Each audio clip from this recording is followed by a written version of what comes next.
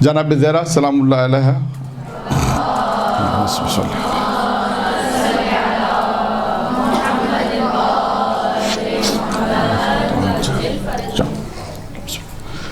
کی شادی جب امیر المومنین سے ہوئی، ٹھیک ہے، اس کے بعد مدینے کی عورتیں جناب زہرا سے کیا کہتی آنے کے بعد، شادی کے بعد؟ کیونکہ یہ ہو سکتا ہے کہ ہمارے معاشرے میں بھی چیز ہوتی ہے، تو اب یہاں پہ جناب ختیجہ تو تھی نہیں، تو پیغمبر اسلام کے پاس جناب زہرا آتی تھی، یعنی کیا مطلب کہ مدینے کی عورتیں جناب زہرا کو کیا طعنہ طنز کرتی تھی؟ یہ ایک سوال ہے، ایک سوال ہے کہ وہ کیا کہتی تھی انہیں، کہ وہ آ کے پیغمبر کے بعد آ کے روتی تھی؟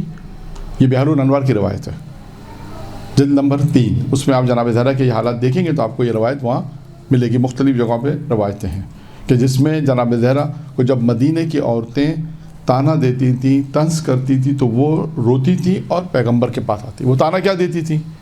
وہ طعنہ یہ دیتی تھی کہ تمہارے والد گرامی نے، تمہارے بابا نے تمہاری شادی ایک ایسے مرد سے کی جو فقیر ہے، معاذ اللہ، یہ میں ان کا الفاظ کوٹ کر رہا ہوں، جو فقیر ہے، جو پیسے والا نہیں ہے، جو دولت مند نہیں ہے، اور ایسے شخص سے شادی، اب تم زندگی کیسے بسر کرو گی؟ اچھا، اب کیا یہ چیز ہمارے معاشرے میں نہیں ہے؟ اگر کوئی خاتون اپنی بیٹی کی شادی کسی مرد سے کسی لڑکے سے کر رہی ہے، یعنی کسی لڑکے سے اس نے رشتہ طے کیا، اور ماں باپ یہ جانتے ہیں کہ لڑکا اچھی سیرت والا ہے، ٹھیک ہے، کم پیسے کمائے گا لیکن اخلاق اچھا ہے، کردار اچھا ہے، جو تمام شرائط رشتہ دیکھتے وقت روایتوں میں چیزیں ماں باپ نے وہ تمام شرائطیں دیکھی ہیں۔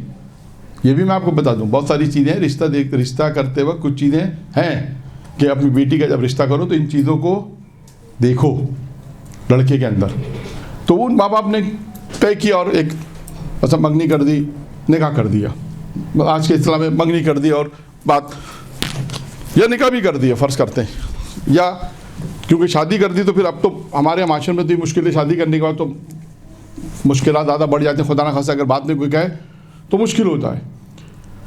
تو اب اگر کوئی آپ سے آ کے کہے تو آپ کا کیا ریئیکشن ہونا چاہیے؟ بیٹی اگر اپنی ماں سے آ کے کہتی کہ مجھے مطلب اس طرح ملی ہے، باہر سے لوگوں نے خبر دی ہے،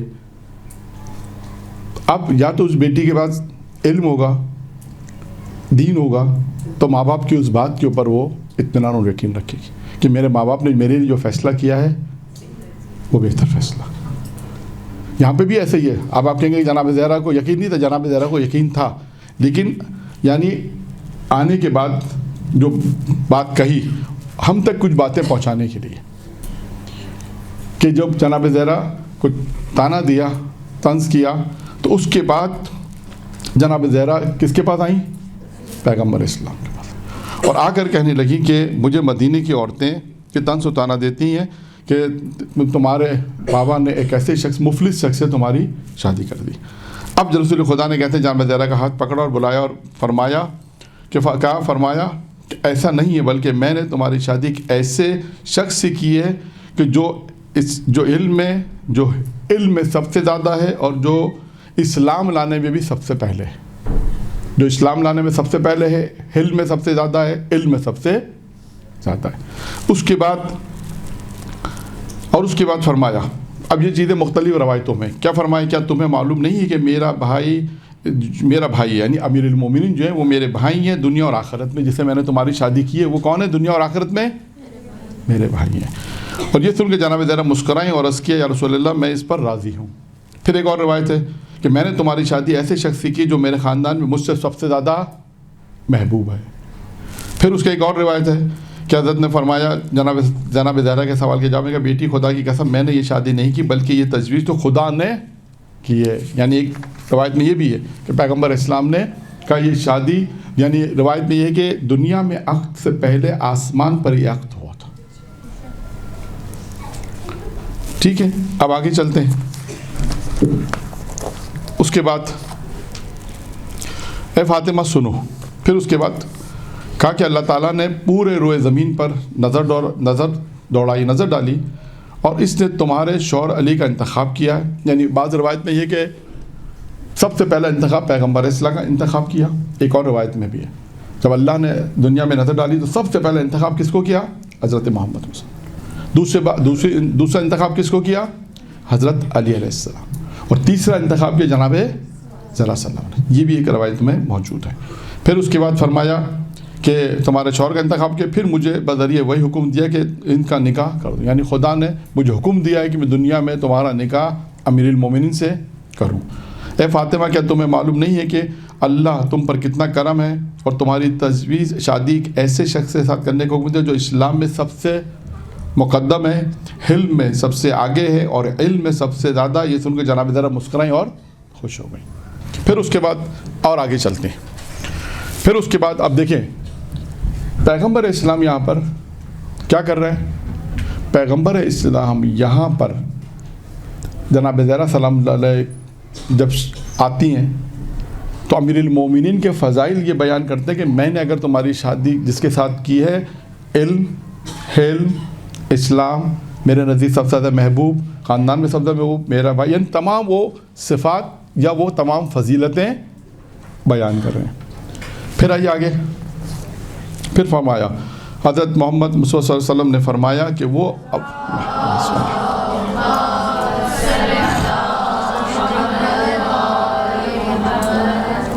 फरमाया कि वो फ़ज़ल और शर्फ़ जो अल्लाह ने हज़रत मोहम्मद और आले मोहम्मद को अता फ़रमाया है, इन्हें बयान करके जनाब ज़हरा को ज़्यादा मसरूर करूँ।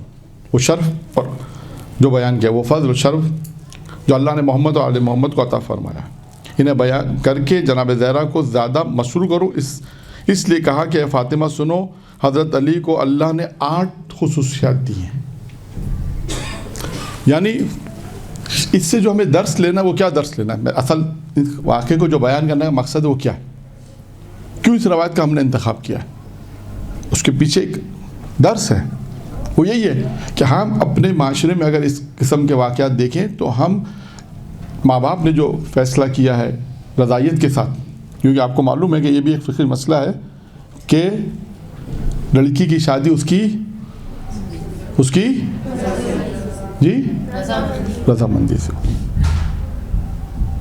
ये भी हमारे माशरे में नहीं मालूम मुझे कि कहाँ तक ये बातें हैं कि अगर बाप ये कहते कि बस इससे शादी करनी है, माँ ये कहते इससे शादी करनी है, वो लड़की राज़ी ना हो तो इसमें भी मसाइल हैं। लड़की की शादी के लिए उसकी रज़ाइयत ज़रूरी है। ठीक है, ये एक ज़िमनी तौर पर मैंने बात बयान कर दी, इसलिए बयान की कि माशरती मसाइल इसमें ज़्यादा हैं। यानी इस रवायत को बयान करने का मकसद क्या है कि अगर हमारे माशरे में इस किस्म के सवाल और जवाब हो तो माँ बाप अपनी बच्ची को राज़ी करें कि जो हम तुम्हारी रज़ाइयत से जो शादी की, अव्वलन तो तुम राज़ी थी इसलिए शादी की। अब जो लोग तुम्हें कह रहे हैं तुम्हारा इल्म नहीं है, तो हमने अब उसके बाद माँ बाप ने जो लड़की में अच्छाइयाँ देखी वो उस अच्छाइयों को बयान करें। ये है तरीक़ेकार।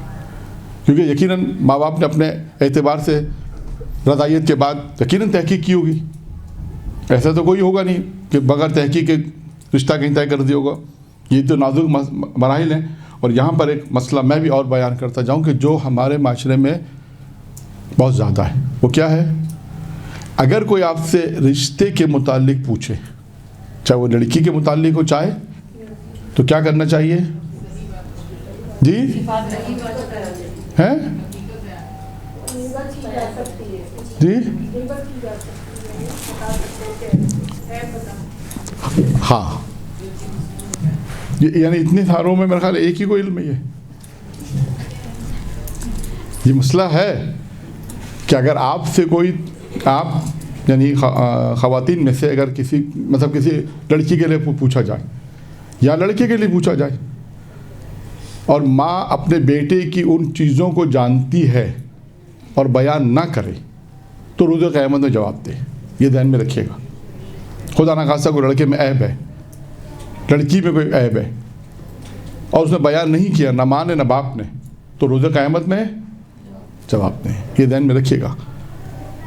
तो बहुत से मवारिद है जहाँ पर ऐब को बयान करना वाजिब है। उनमें से एक मवारिद तहकीक का है। जिसे कहते हैं तहकीक के मौके पर, अगर शादी के मौके पर अगर कोई ऐसा लड़के में कोई ऐब है जो बयान करना सामने वाले के लिए ज़रूरी है तो उसे बयान करना ज़रूरी है। ये नहीं कहेंगी माँ कि शादी कर दो, उसकी लड़की आएगी तो उसको सही कर देगी, जो माशरे में राइज है। اپنی بیٹی کی برائیوں کو یا بیٹی کی مثلا جو بھی ہے معاشرے میں مسائل کیوں ہوتے ہیں, کبھی آپ نے اس پہ اگر آپ سوچیں گے تو اس کو شاید آہستہ آہستہ اس نتیجے پہنچیں گے کہ ہم نے شاید اول انصاف نہیں کیا تھا, جس کی بنا پہ آج یہ مسائل ہو رہے ہیں. شادی تو کر دیجیے, لڑکے نے کہا کہ ٹھیک ہے, لڑکی نے کہا ٹھیک ہے, جو بھی ہوا مثلا, لیکن بعد میں پتہ چلتا ہے کہ خدا نخواستہ یہ پرابلم ہے, یہ پرابلم ہے, تو پھر وہ پرابلم ساری زندگی رہتے ہیں اور خدا نخواستہ اس کے بعد پھر مسائل آگے بڑھ جاتے ہیں. تو کہنے کا مقصد صرف یہی ہے کہ ان روایت کو بیان کرنے کا جو اصل مقصد تھا وہ یہی تھا کہ معاشرے میں ماں باپ جو بھی رشتہ طے کرتے ہیں, چاہے لڑکی کا ہو چاہے لڑکے کا ہو, وہ اپنے اعتبار سے پوری کوشش کرتے ہیں 100%. یعنی آپ کچھ جو لوگ اس معاملے میں ہیں ان کو معلوم ہے کہ ان کو اگر ذرا سا بھی ڈاؤٹ ہو جاتا ہے نا کہ یہ لڑکا مثال کے طور پہ ہماری لڑکی کو خوش نہیں رکھے گا, ایک ڈاؤٹ بھی آ جاتا ہے تو وہ رشتہ نہیں کرتے, اس لیے کہ ان کو پتہ ہے کہ یہ خدا نہ خواستہ تکلیف دے گا, پریشان کرے گا, جو بھی ہو سکتا ہے. تو خیر اس روایت کو بیان کرنے کا ایک مقصد یہ تھا کہ معاشرے کے اندر جو پرابلمس کریٹ ہوتے ہیں اس کو ہمیں سولو کرنا چاہیے. شادی سے پہلے کی کیا مسائل ہیں, شادی اگر نکاح کر دیا یا شادی کر رہے ہیں اور بیٹی اگر یہ کہے کہ آپ نے میری رشتہ ایسے کیا کہ خاندان والے تو یہ کہہ رہے ہیں, تو اس وقت ماں باپ یہ جواب دے کہ ہم نے تمہارا رشتہ فلاں لڑکے سے کیا ہے تو اس کے اندر یہ کوالٹی ہے. یہ ہے اس کا جواب جو پیغمبر اسلام نے جناب زہرا سے کہا. ٹھیک ہے, اور یہ بھی دیکھیے گا کہ اس کو میں صرف یہیں پہ محدود روک رہا ہوں, ورنہ جناب ختیجہ کی زندگی کا بھی اگر آپ مطالعہ کریں تو وہاں بھی آپ کو رشتے کے حوالے سے بھی یہی تھا. جب پیغمبر سے شادی کی تھی تو مکہ کی عورتوں نے بائیکاٹ کر دیا, اور اس کے بعد کیا مسائل پیش آئے وہ بہار الانوار کی جلد نمبر 3 پہلے صفحے پہ آپ کو اس کا سوال کا جواب مل جائے گا. ٹھیک ہے, اب اللہ کے رسول نے جناب زہرا سے کہا کہ حضرت علی کی 8 خصوصیت یہاں پر بیان کی. نمبر 1, اللہ اور اس کا رسول پر ایمان لانا.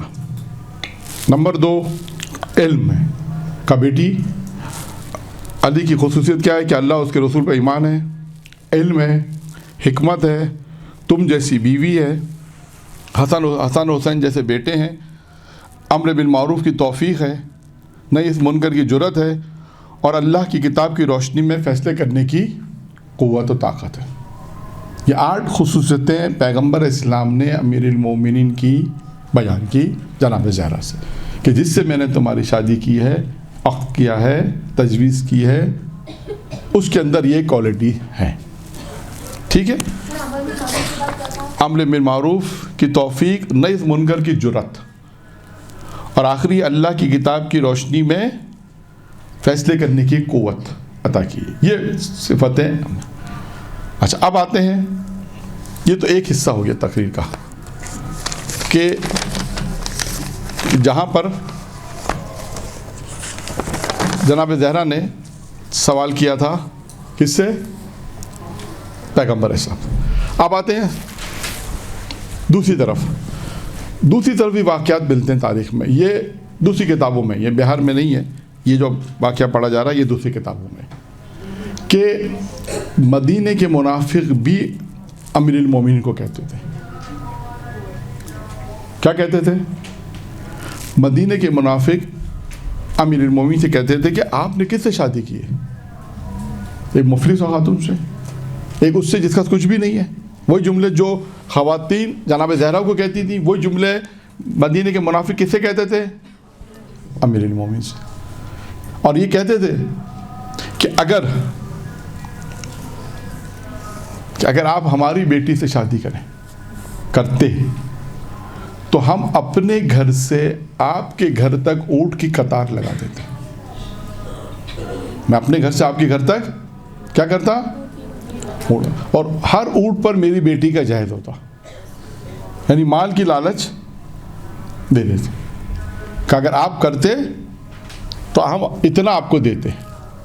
اب یہاں پر دیکھیے, یہاں پہ لڑکوں کے لیے سوال, اب پیغام یہاں پہ لڑکوں کے لیے, تو اگر کسی نے ایسی لڑکی سے شادی کی جو ہو سکتا ہے ظاہری اعتبار سے, مالی اعتبار سے شاید مستحکم نہیں ہے, لیکن پتہ چلا کہ دیندار ہے, مذہبی ہے, متدین ہے, تمام وہ چیزیں جو دین کی ضرورت ہے وہ اس کے پاس ہے, ٹھیک ہے, مال نہیں ہے, تو تو اور کوئی آ کے یہ کہے کہ ہم تمہیں اتنا پیسہ دیتے ہیں، تم ہماری بیٹی سے شادی کرتی تو ہم تمہیں اتنا دے دیتے، یہ دے دیتے. اب یہاں پر وہ جواب دینا چاہیے جو امیر المومنین نے دیے. جو امیر المومنین نے اس منافق کو جو جواب دیے وہ جواب دینے چاہیے. وہ جواب کیا تھا؟ وہ آئے. یعنی پہلے سوال یہ تھا کہ جو مشکل وہاں پر پیش کی گئی وہی مشکل امیر المومنین کے ساتھ مدینہ کے مرا. یعنی دونوں واقعات کو ہم کو ملا کے اس لیے پیش کر رہے ہیں کہ اگر خواتین میں سے کوئی ایسا مسئلہ پیش آئے تو باپ کیا بیٹی کو جواب دے گا، اور خود شوہر کے ساتھ یہ مسئلہ پیش آئے تو شوہر کیا جواب دے گا. یہ سوال جو امیر المومنین نے جواب دیا. اس نے کہا کہ آپ ہماری بیٹی سے شادی کرتے تو ہم آپ کو اتنی مال و دولت دیتے. اب سنیے، اور اس کے بعد بتاتے کہ ہم آپ کو کتنا جائز دیتے. جہاں پر حضرت علی علیہ السلام نے جواب دیا، 4 باتیں جواب میں کہیں. اس کے کتنی باتیں جواب میں کہیں؟ 4 باتیں امیر المومنین نے جواب میں کہیں. نمبر ایک کیا کہا؟ امیر المومنین نے کہا یہ مال دنیا دھوکہ ہے. علی اس مال پر توجہ نہیں کرتا. کیا کہا؟ مال دنیا دھوکہ ہے اور علی اس مال پر توجہ نہیں کرتا. پہلی چیز یعنی یہ سمجھے کہ پہلی چیز جو لالچ جو مال سے دی گئی ہے امیر المومنین نے اس کو پہلے رد کر دیا، اور یہ بتایا کہ ان رشتوں کے اندر مال کی کوئی اہمیت نہیں ہے. جبکہ آج دنیا سب سے پہلے کیا دیکھتی ہے؟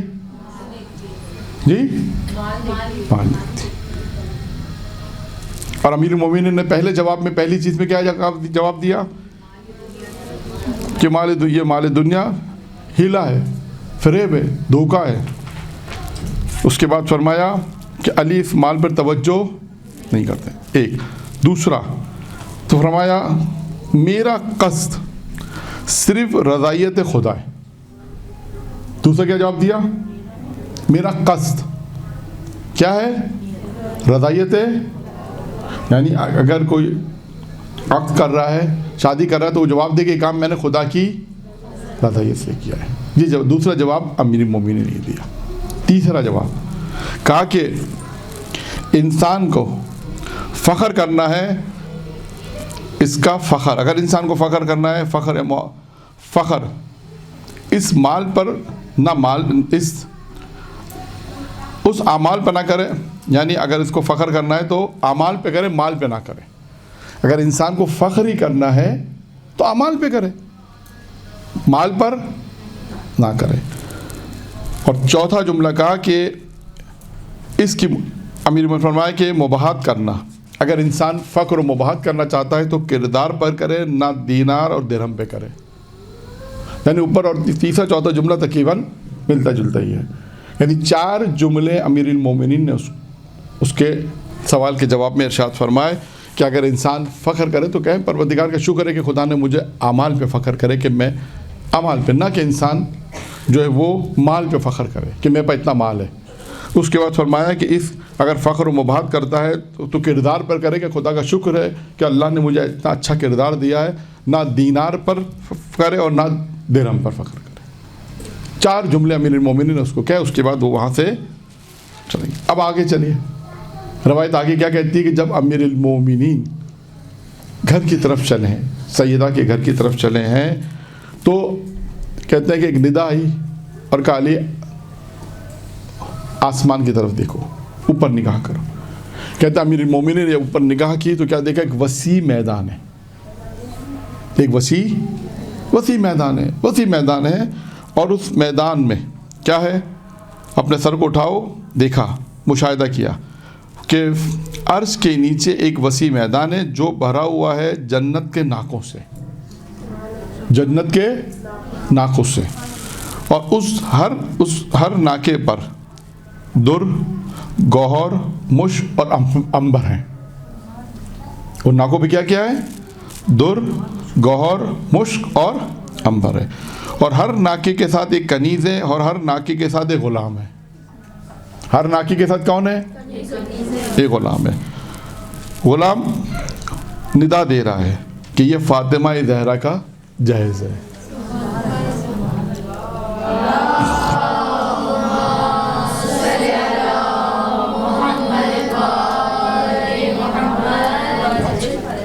یعنی پروردگار عالم نے امیر المومنین کو وہ چیزیں بھی یعنی اس دیکھیں یعنی کیا تھا کہ یہ امیر المومنین نے اس کو ٹھکرایا، تو اب اللہ نے امیر المومنین کو بتایا کہ اگر جہیز دنیا کے اعتبار سے آپ نے جو جہیز سنا وہ مختصر ہے، جو کتابوں میں لکھا ہے 15 16 18 چیزیں تھیں جو مختصر ہے، ٹھیک ہے نا. اب بتایا یہ کہ دیکھو عرش کے نیچے میدان میں، وسیع میدان میں دیکھو جنت کے ناکے ہیں، اور ہر ناکے کے آگے کنیز اور غلام ہے، اور ہر ناکے پہ یہ چیزیں لدی ہوئی ہیں. بتایا تھا در، گوہر، مشک، عنبر، یہ تمام چیزیں اس ناکوں پر ہیں. اور کیا کہا ندا، غلام کیا ندا دے رہا ہے؟ یہ فاطمہ زہرا کا جہیز ہے. پھر اس کے بعد کہتے ہیں کہ حضرت علی علیہ السلام نے سب کو مشاہدہ کیا، خوش ہوئے، اور بعد میں حضرت زہرا کے حجرے یعنی اپنے گھر تشریف لے کر آئے. اور اس کے بعد لکھا کہ جناب زہرا نے ایک جملہ کہا، جناب زہرا نے جملہ کہا، امیر المومنین سے کہا کہ میں جانتی ہوں کہ آپ کو مدینے کے منافق کیا کہتے تھے، اور آپ کو اللہ نے میرا جہیز بھی دکھا دیا. اور ابھی میں نے ایک بات کہی تھی کہ علم فاطمہ زہرا، وہ اس واقعے سے آپ کے سامنے اور روشن ہو گیا. یعنی اس کو جملے کو اگر ہم خطابت میں اگر بیان کریں تو اس طرح بیان کریں گے کہ جو منظر علی گھر کے باہر دیکھتے ہیں، فاطمہ گھر میں بیٹھ کے دیکھتے ہیں.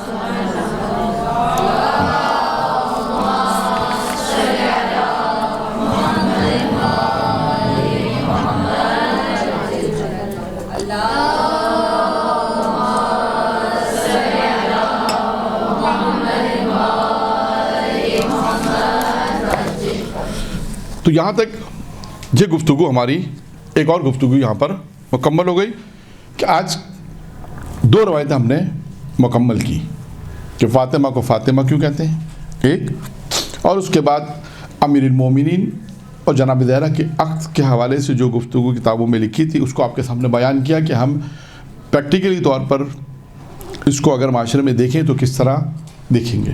وہ تمام چیزیں اپنے مقام پر ہیں، تمام فضیلتیں اپنے مقام پر ہیں، تمام چیزیں اپنے مقام پر ہیں، لیکن وہ ہر وہ چیز جس کا انسان عمل کر سکتا ہے.